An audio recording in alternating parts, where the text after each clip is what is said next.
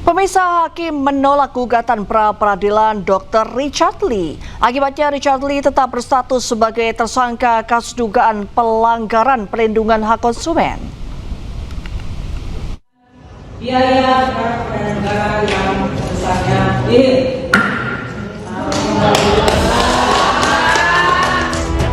Majelis Hakim Pengadilan Negeri Jakarta Selatan telah memutus gugatan pra-peradilan yang dilayangkan Richard Lee.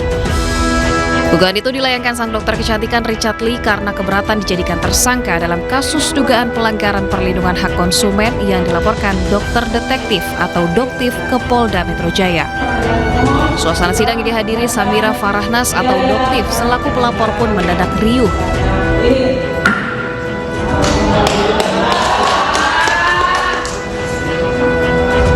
Di depan ruang sidang, Doktif melakukan sujud syukur usai gugatan Richard Lee ditolak.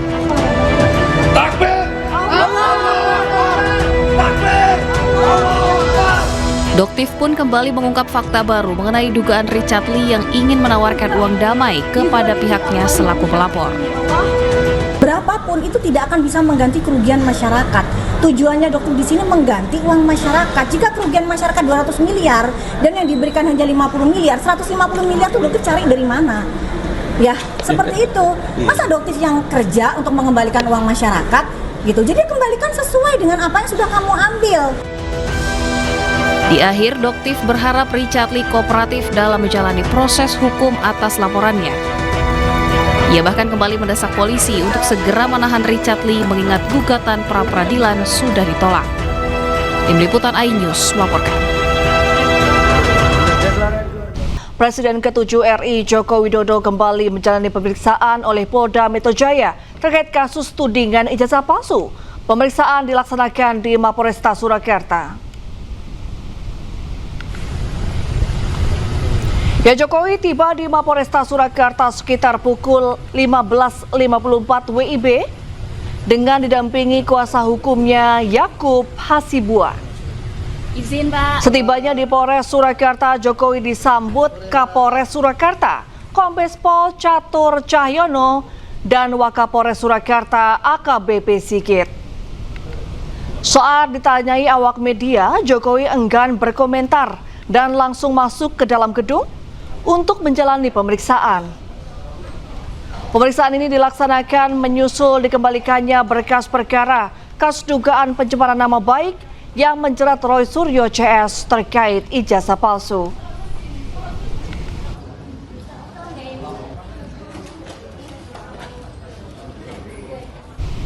Informasi lainnya, Menteri Keuangan Purbaya Yudi Sadewa merespon sentilan Menteri Kelautan dan Perikanan Sakti Wahyu Trenggono yang dilayangkan di media sosial. Saud menyaut antara Purbaya dan Sakti mencuat usai Purbaya mengomentari realisasi anggaran proyek pembangunan kapal. Belum ada order di sana, kan kita mendorong pertumbuhan ekonomi. Semuanya bisa anggaran kok. Rugi saya, Pak.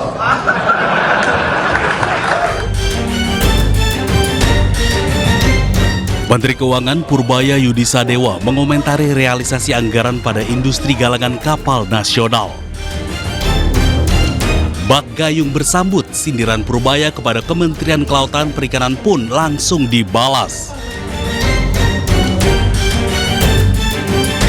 Dalam akun media sosial pribadinya, Menteri Kelautan dan Perikanan Sakti Wahyu Trenggono menyebut dana pembangunan kapal berasal dari pinjaman luar negeri pemerintah Inggris.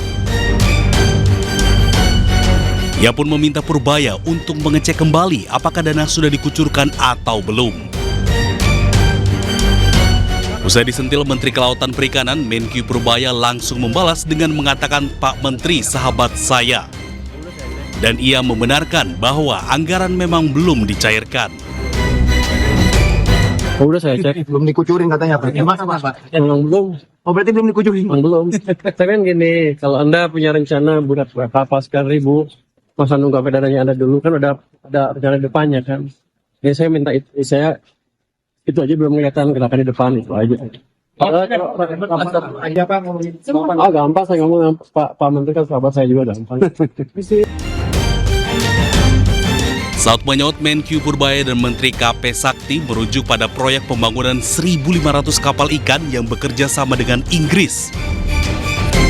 Dalam acara Kadin beberapa waktu lalu, ia menyentil Kementerian Kelautan Perikanan soal rendahnya pemanfaatan belanja pemerintah, khususnya program peremajaan kapal. Tim Liputan iNews melaporkan. Ya, gaya bicara Menteri Keuangan Purbaya Yudi Sadewa kembali jadi perbincangan. Bukan soal gaya bicaranya yang koboi, kali ini Purbaya berbicara ketus yang membuat panas telinga anak buahnya, bahkan pejabat di lintas lembaga.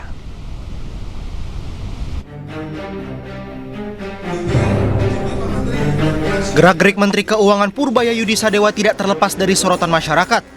Di samping berbicaranya yang ceplas-ceplos atau koboi, gaya bicaranya sesekali juga keras dan tajam atau ketus. Misalnya saja saat dirinya menanggapi operasi tangkap tangan yang dilakukan Komisi Pemberantasan Korupsi terhadap anak buahnya di Bea Cukai dan Pajak.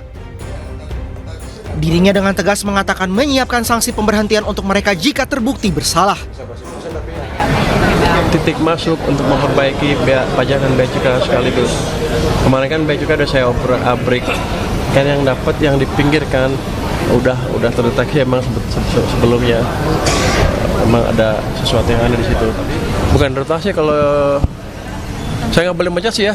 Pak, tadi Bapak bilang Nanti kita akan non-jobkan mungkin di taruh tempat di pusat yang nggak ngapa-ngapain kalau terlibat. Tapi kalau itu boleh berhenti nggak? Nanti kita lihat. Kayaknya sih kalau terbukti salah bisa diberhentikan, sekarang berhentikan. Bicaranya yang ketus juga muncul saat Purbaya mengakui pemerintah alami kerugian reputasi akibat kisru penonaktifan penerima bantuan iuran jaminan kesehatan nasional atau PBI-JKN. Masuk lagi ke data PBI, langsung trigger sosialisasi ke mereka bahwa mereka tidak masuk lagi ke list itu, sehingga mereka bisa melakukan tindakan yang diperlukan, entah membayar dengan tempat lain atau gimana. Tapi jangan sampai yang udah sakit tiba-tiba begitu mau cek darah cuci darah lagi tiba-tiba nggak eligible, nggak berhak. Kan itu kayaknya kita konyol. Ya, padahal uang yang saya keluarin sama. Saya rugi di situ, uang keluar, image jelek jadinya. Pemerintah rugi dalam hal ini, Pak. Purbaya tegaskan tidak ada pengurangan dalam anggaran kesehatan. Meski terkesan ketus dan ceplas-ceplos, namun masyarakat menilai ucapannya yang berani dan tegas efektif mengungkap berbagai persoalan yang ada ke publik. Tim Liputan iNews melaporkan. Informasi selanjutnya, pemirsa, mantan Menteri Agama Yakut Kolil Qomas mengajukan permohonan pra-peradilan ke Pengadilan Negeri Jakarta Selatan. Hal itu terkait penetapan tersangka oleh KPK dalam kasus dugaan korupsi kuota haji tambahan untuk penyelenggaraan ibadah haji di Kementerian Agama 2023-2024. Komisi Pemberantasan Korupsi KPK menghormati hak hukum mantan Menteri Agama Yakut Kolil Qomas sebagai tersangka. Menurut juru bicara KPK Budi Prasetyo menjelaskan, pengajuan pra-peradilan merupakan hak setiap warga negara yang dijamin undang-undang.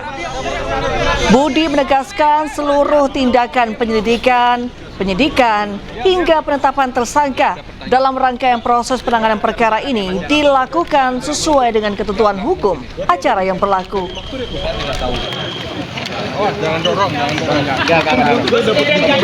Pengajuan pra-peradilan ini KPK tentu menghormati hak hukum tersangka saudara YCQ yang mengajukan pra-peradilan dalam perkara dugaan tindak pidana korupsi terkait kuota haji untuk penyelenggaraan ibadah haji Indonesia tahun 2023-2024. Pada prinsipnya, pengajuan pra-peradilan merupakan hak setiap warga negara yang dijamin oleh undang-undang, dan KPK memandang itu sebagai bagian dari proses uji dalam sebuah sistem peradilan pidana.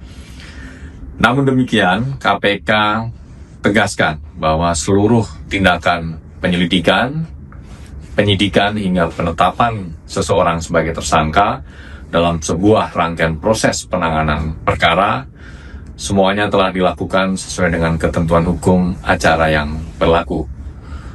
Dalam prosesnya, KPK sebelumnya telah menerbitkan sprindik umum Kemudian pada Januari 2026, KPK kemudian menetapkan 2 orang sebagai tersangka, yaitu saudara YCQ dan saudara IAA dalam perkara ini.